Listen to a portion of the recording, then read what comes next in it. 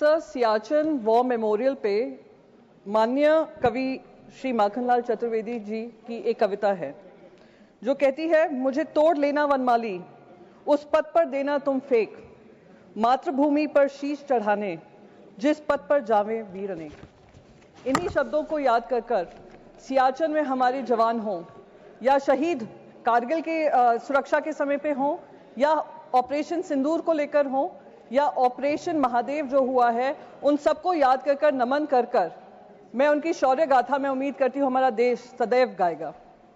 साथ ही साथ मैं उन सारे परिवारजनों को श्रद्धांजलि व्यक्त करना चाहूंगी जिनकी जानें वो पहलगाम में गई, आतंकी हमले में गई, पाकिस्तान स्पॉन्सर्ड आतंकी हमले में गई, और वो अभी भी उम्मीद कर रहे हैं कि हर तरीके से ऑपरेशन सिंदूर, जो कल खुद प्रधानमंत्री जी ने कहा कि ऑपरेशन सिंदूर अभी भी जारी है, उस ऑपरेशन सिंदूर के तहत उनको हर पैमाने पे न्याय मिलेगा और नापाक हरकतें जो पाकिस्तान से होती हैं उसको खत्म करने का काम हमारी वीर सेना करेगी।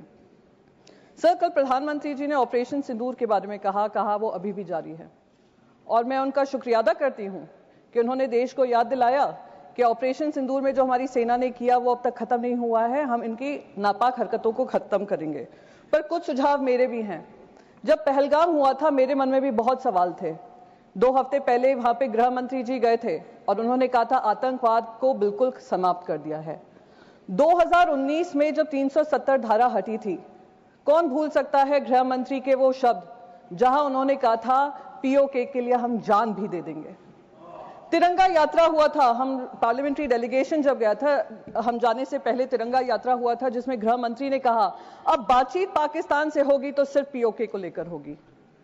तो जब ऑपरेशन सिंदूर जारी था और अचानक से उस पर फुल स्टॉप लगा, मन में सवाल तभी भी था कि क्या हुआ जिस वजह से हमें ये सीज फायर करना पड़ा, क्योंकि हम सिर्फ पीओके की बात करना चाह रहे थे। तो अब क्योंकि ऑपरेशन सिंदूर जारी है और प्रधानमंत्री जी ने ये कहा है, तो मैं बस 2-3 चीजें उनके सामने कहना चाहूंगी। सर, ऑपरेशन सिंदूर का हर हिस्सा, चाहे वो फिल्म इंडस्ट्री हो, चाहे वहां की न्यूज चैनल्स हो, चाहे उनके इन्फ्लुएंसर्स हो, हमने सब पे पाबंदी लगाई। सर, अब समय आ गया है कि क्रिकेट पर भी पाबंदी लगनी चाहिए। सर सर, हमारे विदेश मंत्री ने कहा कि मैं गर्व होता है इस बात का कि मैं उस पार्लियामेंट्री डेलीगेशन में शामिल थी जिसकी जिम्मेदारी मुझे सरकार ने दी थी। हम 33 देशों में गए। हमें वित्त मंत्री मिनिस्टर ऑफ एक्सटर्नल अफेयर्स कह रहे थे करीब 100 देशों से बातचीत हुई। मैं तो कह रही हूं गृह मंत्री जी से, सर आपको बहुत जगह फोन करने की जरूरत नहीं पड़ेगी, एक इंटरकॉम पे ही फोन कर लेंगे।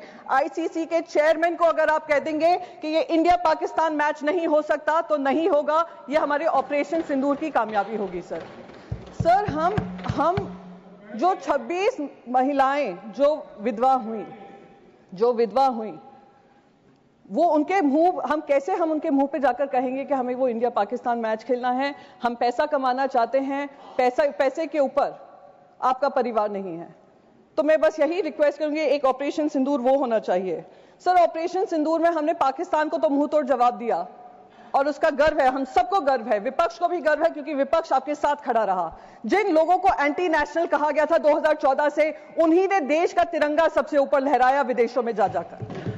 मेरे को उसका गर्व महसूस होता है। सर, पर जो हमारे यहां पर पहलगाम को लेकर इंटेलिजेंस फेलियर हुआ उसकी जवाबदेही किसी ने ली? सर, क्या हमारे इंटेलिजेंस चीफ का इस्तीफा मांगा गया? जी सर, मैं खत्म ही कर दूंगी, मैं ज्यादा समय नहीं लूंगी। सर, बस 20 सेकेंड में खत्म कर दूं। सर, उस इंपॉर्टेंट मिशन का हिस्सा थी। इंटेलिजेंस फेलियर जो हुआ उसके तहत किसी ने भी इसकी जिम्मेदारी लेते हुए इस्तीफा लिया।